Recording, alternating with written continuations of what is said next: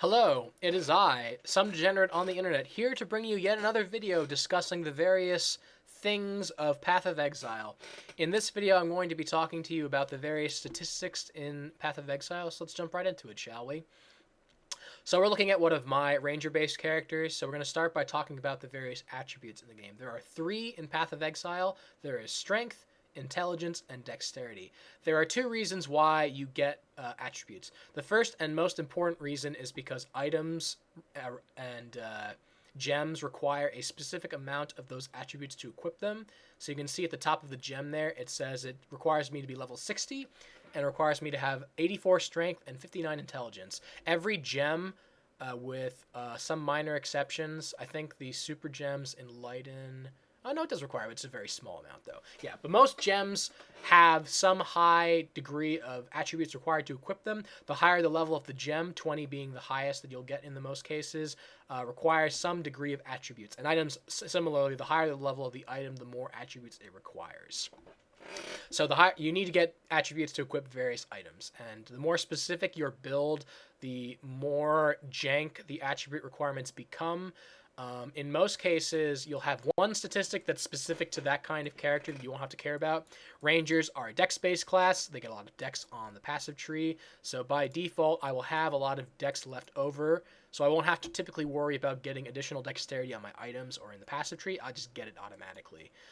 For witches, they'll get a lot of intelligence, and marauders tend to get a lot of strength. So that's just the basics, the breakdown of that stuff. The other reason you get attributes is that each attribute gives you 2 additional statistic benefits. Strength gives you +1 max life for every 2 strength, and it also gives you +1% melee physical damage for every 5 strength. Dexterity gives you +2 accuracy per 1 dex, and every 5 dexterity gives you +1% evasion. And lastly, intelligence gives you +1 mana for every 2 intelligence, and every 5 gives you +1% energy shield. So of the 3, I'd say strength has the best benefit because it gives you +1 life. Flat life is incredibly good. Most builds tend to be life-based because it's a lot easier to manage and to get items that increase this. Flat life is very important because most of the nodes on the tree give you % increased life. Which means that it requires flat life to scale this. So every strength I get gives me an additional 1 life. And on the tree, I'm not sure, does it even tell me exactly how much I have? Maybe under miscellaneous? No, probably not. But I'm sure there's some way to check this. But I have some percentage of increased max life from the tree, and then I need to scale flat life. So all my gear, so this has flat life. I've got flat life on this. This doesn't. So one of the downsides of unique items is they don't tend to have good defensive stats. So they don't have life or energy shield a lot of the time. This does not have life on it. That's one of the downsides of unique items. Same for this one right here. But I've got life on this ring. I do not have life on this amulet. I need to replace this. I've got a little bit of life on this quiver, but it's not a lot, so I need to get more, so I'll replace this quiver as well. And I've got some on my belt. So basically, on the stats, you get % life on your stat in the passive tree, and you get flat life on your gear. So the fact that strength gives you additional flat life is really good.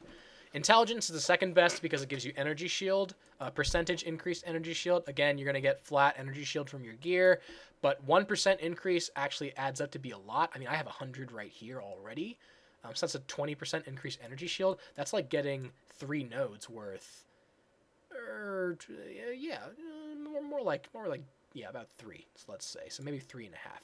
So that's 3.5 nodes worth of energy shield. That's a lot of energy shield. And I don't even like building this as an intelligence character either.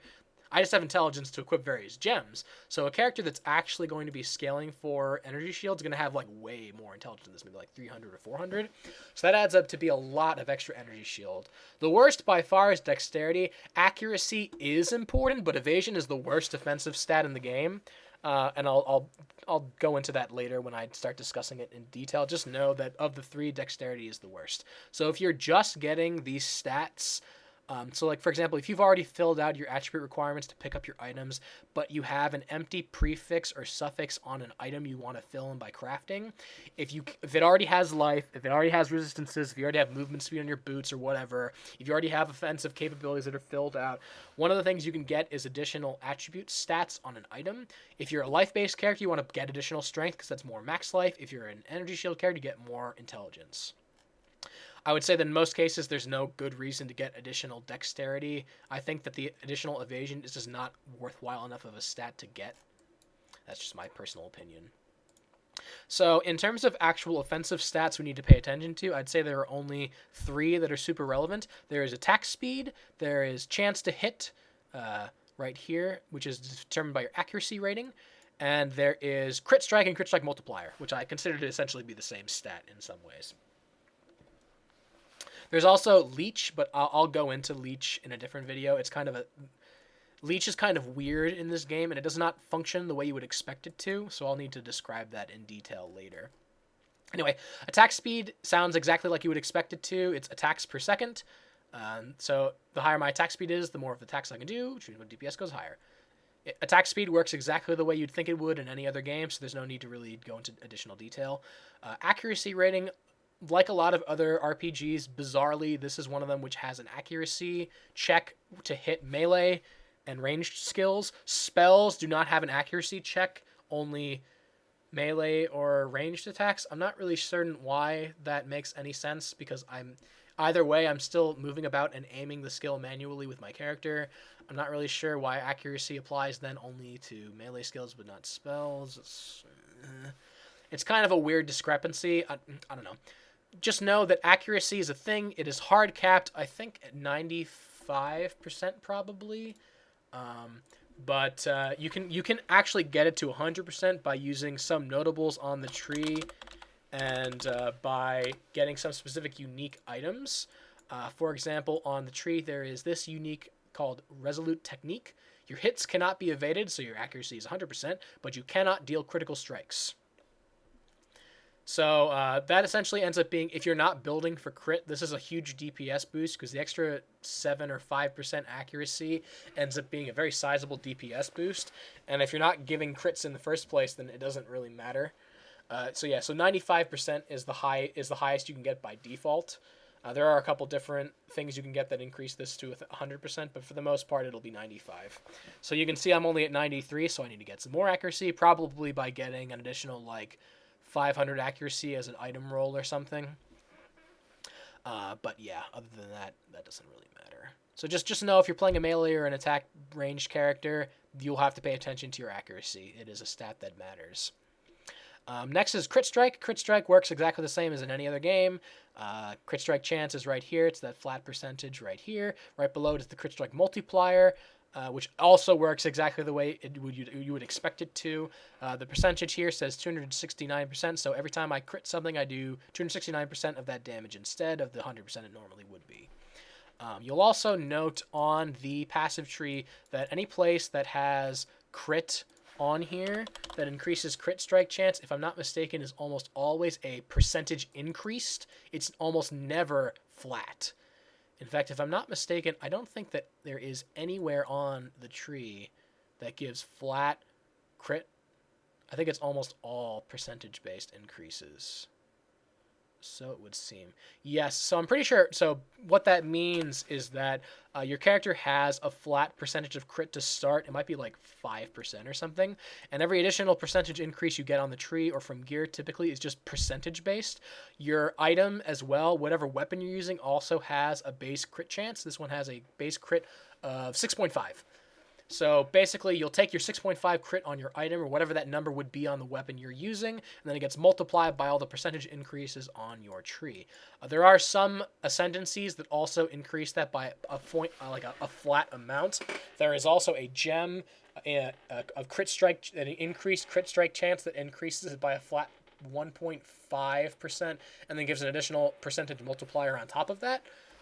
So basically all you need to know about that is that the percentage multipliers, like say from this one right here, the 20%, if you can somehow get a flat percent, like plus 1% or plus 2% increase crit strike, instead of this just I'm not sure how would it even be phrased, like flat crit.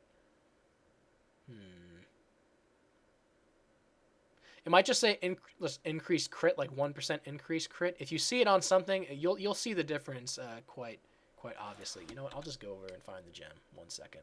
This will just take 1 moment. This is important because you need to see how it's worded differently, because there's one is better than the other.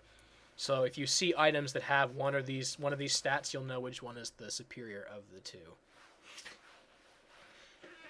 But basically, if you can scale your base, the flat crit amount, that's always better. It's kind of the same way how with life you have a bunch of percentage increased life on the tree, but you need flat life. In almost all cases, flat life flat increases to stuff ends up being far more useful.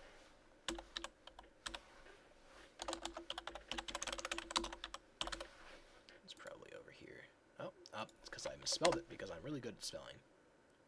Yes, here it is. Okay. So right there, you see supported skills have plus 1% to crit strike chance, and the other one says supported skills have 50% increased critical strike chance. Okay, so see that difference, how it has a flat percentage and then a plus? If you see the plus modifier, that's increasing the base crit amount. So this is 6.5, it becomes 7.5 off of that. And then once that additive is added, then it multiplies the entire number by the increased crit strike chance modifiers. So if you can get that flat number, the flat number is almost always better. So just keep that in mind. So next on our list, let's see here. We talked about crit. We talked about crit strike chance. Is there anything else? You'll also see other, like a bunch of various things like poison chance, ignite chance, and all that garbage. There are a bunch of dots you can hit, like inflict on enemies. Bleed is the physically based one, ignite is the fire based one, and poison is kind of like a weird outlier, which can be applied from physical attacks, but is often applied from chaos based spells instead. In most cases, unless you're intending to scale that specifically for damage, they're just kind of like nice little boosts, but for the most part that won't be relevant because you're mostly just be dealing with the flat amount that your character is dealing, so don't pay too many attention to these stats. Next, we have the more important list of stat increases, which are your defensive stats. In terms of the things you actually need to pay attention to, damage is secondary to defensive stats in almost all situations. Most softcore characters pay less attention to this stuff because they don't care if they drop dead a couple times. All they care about is clearing as quickly as possible. But if you're playing a hardcore character, or if you just want to not drop dead all the time, and in order to complete higher tier content and higher tier bosses, you need to start paying attention much more to this kind of stuff. So armor increases your physical damage reduction. Armor, evasion, and other defensive-based capabilities have a exponentially decreasing efficacy as they increase. So the more armor I have, the less percentage increased physical damage reduction I get. So if I have no armor, 100 armor is going to be a lot more. Whereas if I have 1,000 armor, that additional 100% does not increase my percentage of physical damage reduction by the same amount. It keeps going down the more of it I get. So just know that increasing your armor is not actually very good in a lot of cases. If you get an item that increases your physical damage reduction by a flat amount, that will often end up being a much higher defensive bonus. Physical damage reduction works exactly the way you would expect it to. It reduces physical damage by that percentage. So the higher it is, the less damage you take from like rough hits from enemies. Evasion rating is increases your chance to evade. Evasion, much like armor, has exponentially decreasing efficacy. So I've got 2,300, but it only hits for 36%. And the higher this goes, the less percentage I'm going to get.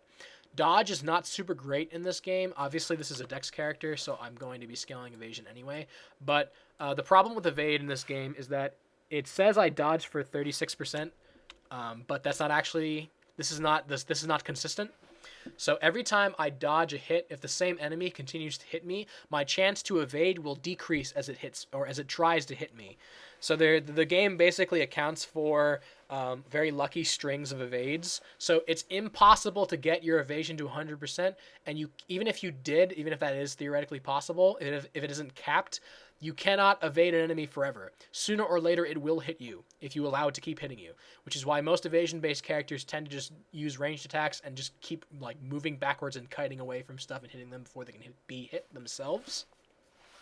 You'll also note that I have both an evade chance and a dodge chance. Dodge is not the same thing as evade. Dodge is a unique evade like modifier that you can get from this notable acrobatics, and I do believe there are some ascendancies and some unique items that probably give this as well. So acrobatics gives you 30% chance to dodge attack hits, so only physically based attack hits or attacks that have elemental damage attached to them. But as compensation for that, you have 50% less armor, 30% less energy shield, and 30% less chance to block spell and attack damage. So the armor is not relevant because most of the time if I'm pathing all the way over to here, I'm getting a bunch of dexterity anyway, and I'm most likely an evasion-based character. So I'm not going to have a lot of armor anyway. So I would normally have, 230-something armor on this character if I didn't take this node. If I took this off, that'd give me, 5% physical damage reduction, so I'm losing, 2%. That's worthless. The additional 30% chance to dodge is way more relevant than the minute percentage physical damage reduction I would otherwise have. Take note also that since it's a separate stat from the evade, they're not the same, so they do not stack together. So if I have both of these, I don't get 66% chance to dodge. No. It checks both of these and then rolls whether I got hit. So first the enemy hits, and it checks their accuracy first against me. Then it checks to see if I evaded it, and then it checks if I dodge it. So it's not 66%, it's probably something way less, like maybe this is 45% chance to dodge or something like that. So just know that if you have dodge chance, it's different from evade, and they do not stack, at least not in the way you would expect. Next up is by far the most important statistic to pay attention to, which is your elemental resistances. Elemental resistances work exactly the same as physical damage reduction. They reduce the elemental damage type that they list by that percentage. 75% is the flat cap that all characters have by default. You can increase this with unique items and various notables on the passive tree. Barbarism down here increases your fire resistance by plus 1%. Up here, there's one, Unnatural Calm increases your lightning resistance by 1. And I know there's one that increases ice somewhere around here as well. It's not super relevant because I don't think most builds opt to take it anyway. So just know that there are gems and other things that increase this. Anything that increases your elemental resistances by a flat amount, like the max resistance itself, is insanely good. Most things in the game that are going to kill you tend to be doing it via elemental damage, so you need to have these capped. In fact, by the time you hit Act 6, of which there are 10 acts in the game, with a sort of pseudo 11th act being the endgame content, you need to have these capped by the time you hit Act 6. You also need to have more than 75%. There is a unique boss called Kitava you fight twice throughout the main quest, and he curses you 2 times, and each time he decreases your max res by 30% for a maximum of 60% by the time you're done with the game. So you actually need to have 75% plus 60 on top of that. So that's 135, and you need to have even further above the 135. So you need to have 75% base, and then you want to have an additional I think it's 30% above that as well, because various maps decrease your resistances by a flat amount, and there are also curses enemies can put on you that will further reduce your resistances. So you need to be overcapped above both Kitava's curse and the flat amount that you would get that would put you at 75%. So you can make sure that you're not instantly gibbed by something that decreases your resistance, then hits you with a really big hit. You'll also notice that my chaos resistance is only at negative 1%. That's because chaos resistance is very hard to get a hold of. There are almost no passives on the tree that give chaos resistance by default. There are these 4 maybe. Yeah, 1, 2, 3, 4 here. That's not chaos, that's chaos damage. Do I need to put it? Yeah, so there's the 3 down there. There are 2, these only give these to minions though, they don't give it to you. I think there was one other in this general vicinity as well. No? Oh, no. I could have sworn there was at least one other cluster besides this that gave it. Maybe I'm crazy. That was over here, maybe. Nope, guess not. Okay, but there's another one over here. So this one has 4, 4, 4, and 8, which gives 20% max. This one gives 4, 4, 4. I'm sorry, 4, 8, 8. An additional 8. Oh, nice. So that's 28% then total. That's not bad. But aside from these 2, so I'm not going to path over to this probably on this character. If I was hardcore, I might consider it. And I actually do, if I'm building a life character and I'm over this on this side of the tree, I always get this. But for the most part, getting gear that has chaos resistance on it is very hard to come by. It's a very expensive stat to buy. Most items by default that you can buy in the shop for like a couple chaos will end up being like 40% one resistance, 40% another resistance, and then life, and then maybe like movement speed on boots. On gloves, it'll be like a resistance, life, and then like some offensive capability. And the same for almost everything else. So getting the additional chaos resistance on things ends up being much more expensive because the chance that you're going to get a good chaos roll and a good elemental resistance roll and another good elemental resistance roll and a good life roll is pretty minimal. So in most cases, you end up with not a lot of chaos resistance by default. If you can get it, do so, but don't focus on it too hard. There aren't a lot of enemies that deal chaos damage, and for the most part, chaos damage is done as a dot over time, which means you have a lot more opportunity to mitigate it through life flasks or just dealing damage. So for the most part, you can just not worry too much about chaos damage. Almost every other kind of resistance, cold, fire, lightning is much more important because most things that are doing these kinds of damage to you do so in one large upfront hit.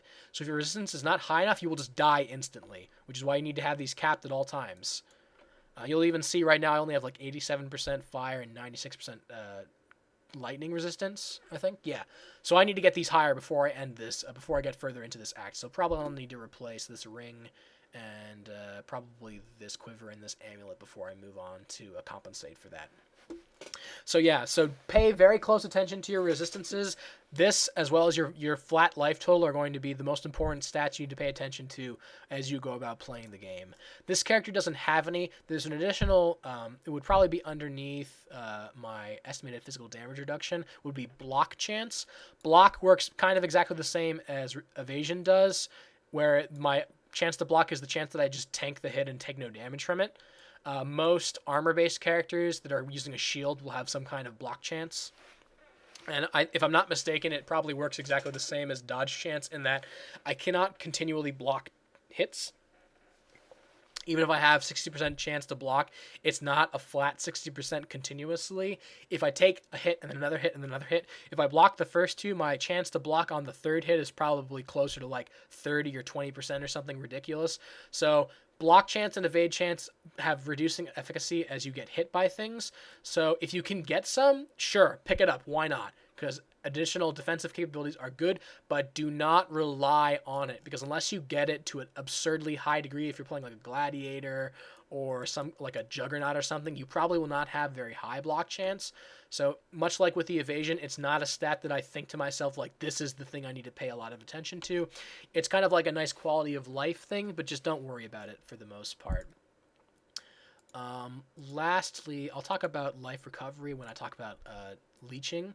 The last set of statistics are involving the various kinds of charges. There are three kinds of charges in the game: endurance charges, frenzy charges, and power charges. And endurance charges are red, power charges are blue, and frenzy charges are green. And each of the charges you can have 3 by default. These big nodes increase that maximum by 1, and some ascendancies also give you an option of increasing it by an additional 1. There are also some unique items that increase this by 1 at a time as well. Charges are very useful. Endurance charges give you % increased physical damage reduction per charge, and also give you an additional elemental resistance 4% per charge. So that ends up being quite significant if you can get these. This build does not have a way to generate them quickly or efficiently, so it just doesn't bother, with the exception of frenzy charges. It does get frenzy charges from, I have a thing called Blood Rage. Blood Rage gives you frenzy charges when you kill things. So when you're mapping and running around, then I can just get a bunch of frenzy charges for free. Frenzy charges give you an additional attack speed modifier. They give you a cast speed modifier, and they also give you a flat damage percentage increase by 4% per charge. Frenzy charges are very good. Almost every single melee build in the game runs Blood Rage for this reason, because Blood Rage increases your attack speed a flat amount and gives you Frenzy Charge, which gives you more attack speed. You use attack speed to move around the maps in most cases, because most melee-based builds and even most spellcasting builds have some kind of melee skill they use to move about the map. Shield Charge, Leap Strike, Whirling Blades, etc. are all movement skills you use. They're technically attacking skills, but they don't have very good scaling damage. So almost every build in the game uses them explicitly for movement base. So increasing your attack speed means you can cast that ability faster, which means you move about the map a lot faster. Power charges are the last one. Power charges increase your critical strike chance modifier by 40% per charge. In addition to those benefits I just listed, every single cluster of charges has one triple node that has one that adds some other benefit. For endurance charges, it's this one right here. It gives you 0.2% of max life regen per second per endurance charge. The one for power charges is up here. It gives you 4% increased spell damage per power charge. And there's one down here for frenzies that gives increased evasion rating per frenzy charge. So of the three, I would say that in terms of damage, obviously the power charge one is the best. In terms of tank stats, the endurance charge one is way better. Flat life regen is way more useful than evasion rating, in my opinion. But in terms of flat efficacy, frenzy charges are the best because they just give you the most benefit and the most... It's hard to like argue with just flat extra damage. The crit strike multiplier and power charges are only super relevant if you already have good crit strike. So this build ends up actually building for crit. So the power charges on this would be useful if I had a way to generate them like without too much of a hassle. I don't, so I again don't bother. There are some extremely expensive, unique jewels that give you charge generation, but as I just said, they're very expensive and hard to come by. So for the most part, they're not something that you're going to be able to get your hands on, and I just wouldn't worry about them too much. Most of the time, you'll just be using some kind of build guide that will outline how you're going to build your character. So they will have some section of their guide discussing whether or not they use charges, and if they do, how they go about getting them. So if you're super curious about this stuff, just go look up a guide, and it'll probably talk about how they get their charges and why they want them. Other than that, I think that more or less covers the basic statistics in the game. The only other thing to keep in mind is that throughout the game on items and things, there'll be basically two kinds of increases to offensive stats you'll see. They'll either say they gave you a flat percentage amount of some stat, so plus physical damage, plus fire damage, plus spell damage, etc., or they will say they give you a percentage increase to some kind of damage type. So they'll say percentage increase to physical damage, or percent increase to fire damage, or whatever. So every gem in the game has a listing of everything that affects that kind of gem. So the top here, Blink Arrow, is an attack skill, it's a minion skill, it has a duration, it's a movement skill, and it's a bow skill. So any other modifiers or gems that say they will affect that kind of stat will affect this gem. So basically, Elemental Hit, for example, which is the skill I'm using right now, picks a various element. It does a flat amount of that element when it chooses the element, and then you cannot deal damage of anything besides that element. So this particular build is an elemental hit-based build. I scale as much elemental damage as possible, and then I have two unique jewels which disable elemental hit from choosing two of its choices. So I choose, it can't pick cold and it can't pick lightning, and that allows it to only deal fire damage, and I just scale as much fire damage as possible. And there's some other like janky mechanics in here as well, but that's the gist of it. So the things I want to look for then are increases to fire damage. So you see this weapon gives plus 50 to fire damage, so that increases its damage. The physical damage is going to be scaled into fire damage by use of a notable called Avatar of Fire, which makes it so you can only deal fire damage and converts 50% of every other damage type into fire damage. There's a unique amulet that does this as well, that gives you this passive without needing to path all the way over there. Obviously, because I'm starting over here, it's not possible for me to get all the way to Avatar of Fire, or rather it is possible, but the amount of nodes I'd have to go through to get to it is not worth it literally at all. So for this character, I'm going to be looking for fire-based damage, physical-based damage to scale the base hit of it.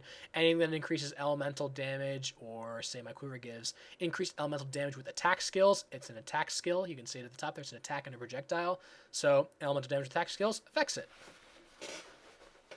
So generally, when you're building your character, you just need to be paying attention to what kind of skill you're intending to use for as your main attack skill, and then just getting stats that apply to that gem. I'll talk about the specificity of gems and links and such in another video, but that's the basic gist of scaling stuff in this game. So hopefully this was helpful to you. So just remember, your key takeaways from this are you need to get your attributes so you can equip gems, you need to get as much life as possible so you don't drop dead, and for the same reason, cap your elemental resistances. People who don't cap their elemental resistances will die a lot and be wondering why they keep dropping dead. This was me when I first started playing this game. I had a witch that was a zombie-based character. Summoned a bunch of zombies and they killed things. And I was dropping dead at every single boss after Act 6. And I was like, what the fuck is going on? I wasn't having these problems before. It's because I didn't pay attention to the elemental resistances, baby. No elemental resistance makes you a dead boy. So remember that. Okay? Have a good day then. I will see you in my next video.